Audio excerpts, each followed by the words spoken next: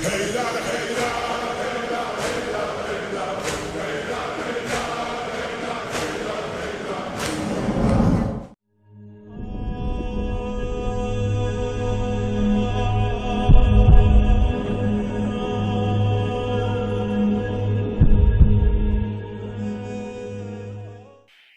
باللہ السمیع العلیم من الشیطان الرجیم بسم اللہ الرحمن الرحیم وصلی اللہ علیہ یا ولی العصر ادرکنا۔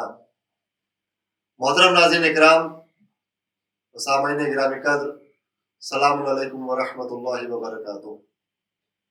گریہ زہرا سلام اللہ علیہا، بیت تطہیر پر حملہ، اعتراضات کے جوابات۔ آج کے اس ایپیسوڈ میں ایک نئے اعتراض کے ساتھ ہم آپ کی خدمت میں حاضر ہیں کہ مخالفین یہ اعتراض پیش کرتے ہیں کہ جب حضرت علی وہاں پر موجود تھے، جو کہ حضرت علی کی شجاعت مشہور ہے، وہ خیبر کا در اپنی انگلیوں پر اکھاڑنے والے ہیں، جو کرار ہیں، غیر فرار ہیں، تو یہ کیسے ممکن ہے کہ ان کی آنکھوں کے سامنے گھر کا دروازہ جلایا گیا اور جناب زہرا سلام اللہ علیہا پر ظلم ڈھایا گیا، تو حضرت علی نے اس کا انتقام کیوں نہ لیا؟ تو آئیے اسی اعتراض کا جواب حاصل کرنے کے لیے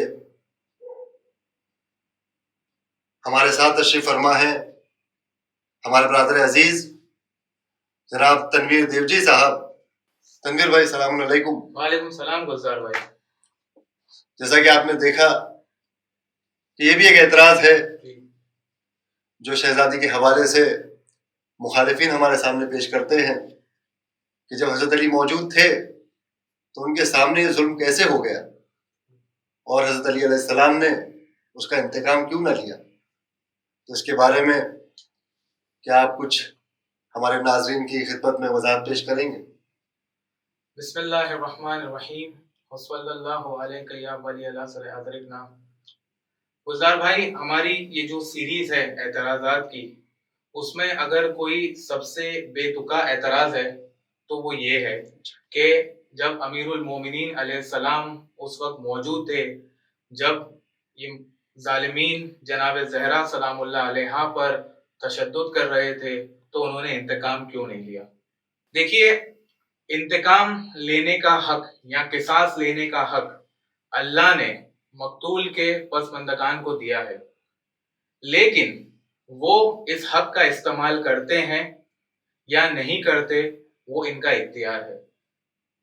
ہم تاریخ میں ایسے کئی واقعے ملتے ہیں کہ جہاں پر کسی پر ظلم ہوا، کوئی قتل کیا گیا، لیکن اس کے عزیزوں نے، ان کے اقربا نے ان کے خون کا قصاص نہیں لیا، لیکن اس بات سے یہ ثابت نہیں ہوتا ہے کہ وہ واقعہ پیش نہیں آیا۔ یہاں پر امیر المومنین علی ابن ابی طالب علیہ السلام رسول اللہ صلی اللہ علیہ وآلہ کے جانشین ہے۔ ان کا ہر ایک فعل، ہر ایک قول انفرادی طور پہ نہیں دیکھا جائے گا، بلکہ جانشین رسول اور مسلمانوں کے خلیفہ و امام کے طریقے سے دیکھا جائے گا۔ اور انہوں نے یہاں پر صبر کر کر اخلاق کا ایک بلند ترین مثال پیش کی ہے کہ اتنا ظلم ہونے کے بعد بھی انہوں نے صبر کیا۔ ٹھیک ہے، تو ان ساری چیزوں سے یہ ثابت نہیں ہوتا ہے کہ جناب زہرا سلام اللہ علیہا پر وہ ظلم نہیں ڈھائے گئے۔ آج ہر مسلمان، چاہے شیعہ ہو یا اہل تسنن کا ہو، وہ واقع کربلا کو مانتا ہے۔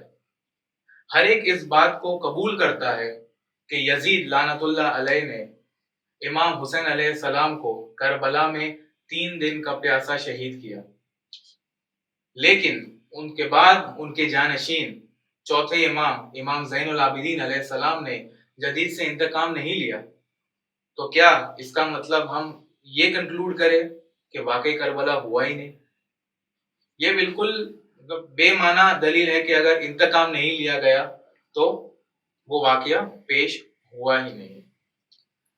دوسری بات کہ خود امیر المومنین علیہ السلام نے اپنے ایک مشہور خطبہ جسے ہم خطبہ شکشکیہ کے نام سے جانتے ہیں، جو نہج البلاغہ میں موجود ہے، اس میں آپ علیہ السلام فرماتے ہیں فرائیت ان الصبر علی ہات احجا فصبرت وفی العین قضا وفی الحلق شجا ارا تراسی نہبا، کہ میں نے اس بات پر صبر کیا کہ میں نے پایا کہ صبر کرنا زیادہ بہتر ہے، جبکہ میری آنکھ میں کانٹا چبھ رہا تھا اور میرے گلے میں گھٹن ہو رہی تھی اور میں دیکھ رہا تھا کہ میری میراث لوٹی جا رہی ہے۔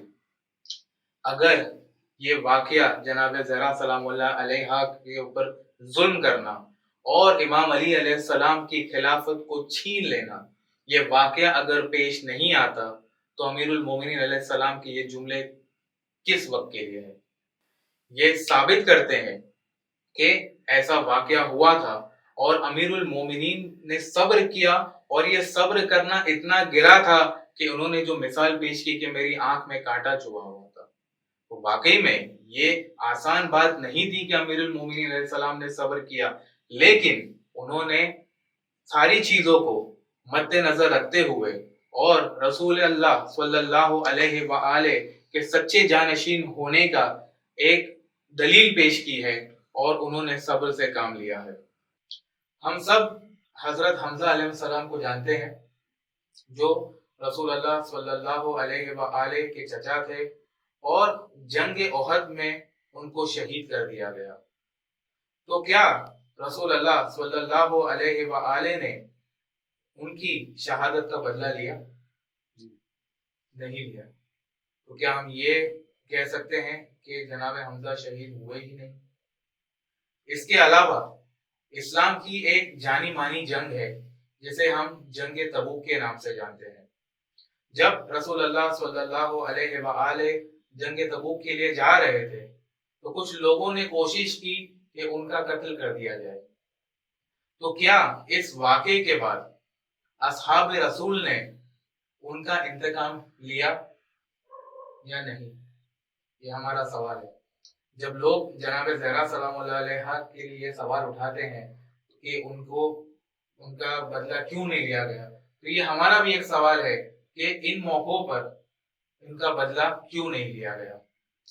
اس کے علاوہ رسول اللہ نے اپنی تبلیغی زندگی میں کئی جنگیں لڑی ہے، اور جو مشہور جنگیں ہیں جیسے جنگ بدر، جنگ احد، جنگ خندق، جنگ خیبر، اور ان جنگوں میں کئی مسلمان شہید ہوئے، اور جو مخالفین تھے، جو غیر مسلمان تھے، ان کے رہبر و پیشوا جیسے ابو سفیان، معاویہ، عمرو ابن عاص، ان لوگوں سے بھی رسول اللہ صلی اللہ علیہ وآلہ نے بدلہ نہیں لیا۔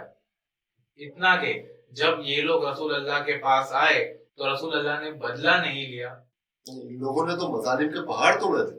جی، اور ایسا نہیں کہ ایک دو بار، کئی سال ہاں یہ لوگ اسلام کے مخالفین رہے ہیں، پھر بھی رسول اللہ نے انتقام نہیں لیا۔ تو یہ سارے واقعے ہمیں کتابوں میں ملتے ہیں، لیکن کیا ان سارے واقعات کو اس بنا پر جھٹلا دیا جائے کہ ان کا بدلہ نہیں لیا گیا؟ ایسا تو نہیں کیا۔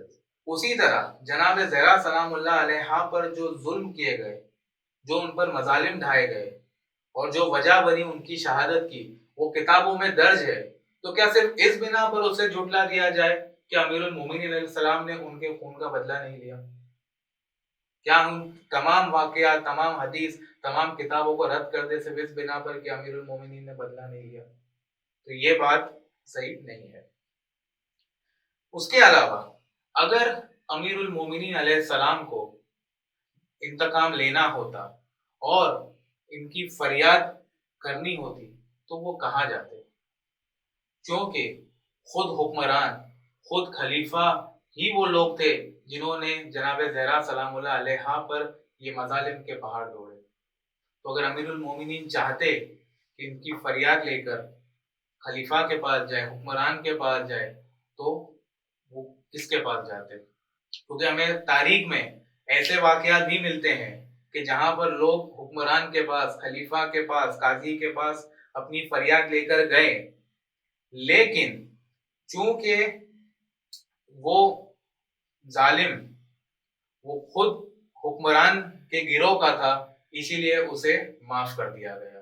جیسے ایک واقعہ ملتا ہے مغیرہ بن شعبہ کہ اس نے زنا کیا اور جتنے گواہ تھے وہ اس کے خلاف تھے، لیکن پھر بھی اسے خلیفہ کے حکم پر معاف کر دیا گیا۔ ایک اور واقعہ ملتا ہے جو بہت ہی مشہور ہے، میں خالد بن ولید، اس نے مالک بن نویرہ کا قتل کیا، اس کی زوجہ کے ساتھ زبردستی کی، اور جب اسے دربار میں لے جایا گیا تو اس کے خلاف بھی کوئی کارروائی نہیں کی گئی بلکہ اسے معاف کر دیا گیا۔ تو اس بات کی کیا گارنٹی ہے کہ اگر امیر المومنین علیہ السلام اپنی فریاد کو لے کر ان کے دربار میں جاتے تو انہیں اپنا حق ملتا۔ جناب سیدہ کوئی حق نہیں دیا اپنے دربار میں ان لوگوں نے؟ بالکل، یہ ایک دم سامنے کا واقعہ ہے کہ جناب زہرا سلام اللہ علیہ خود دربار میں گئی لیکن انہیں حق نہیں ملا۔ تو ہم کس طرح کہہ سکتے ہیں کہ اگر امیر المومنین علیہ السلام بھی جاتے تو انہیں اپنا حق مل جاتا؟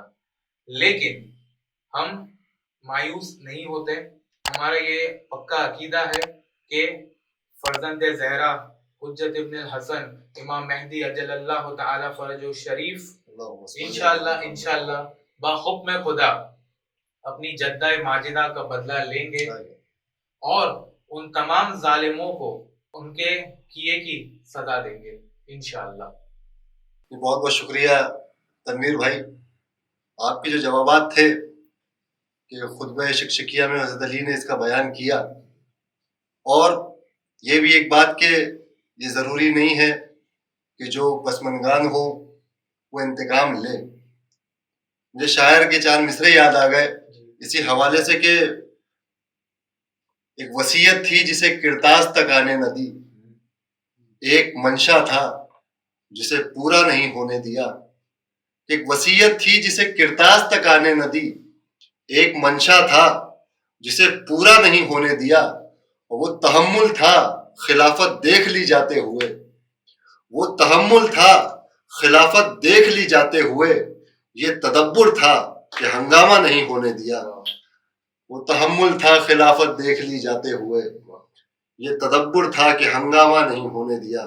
یہی کچھ وجہ تھی کہ حضرت علی نے صبر کیا، کہ وہ یہ بھی کہتے ہوئے نظر آئے کہ میری آنکھ میں کانٹا چبھ رہا تھا، لیکن اسی امت کے لیے انہوں نے صبر سے کام لیا۔ تو ناظرین اکرام، یہ تھا اس اعتراض کا جواب کہ جو اٹھایا جاتا ہے کہ حضرت علی علیہ السلام نے اس کا انتقام کیوں نہ لیا۔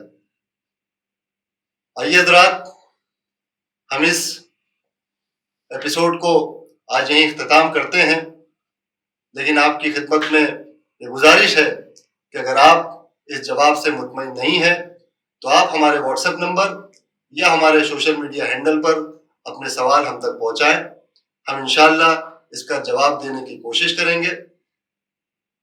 جب تک کے لیے خدا حافظ، التماس دعا، فی امان اللہ۔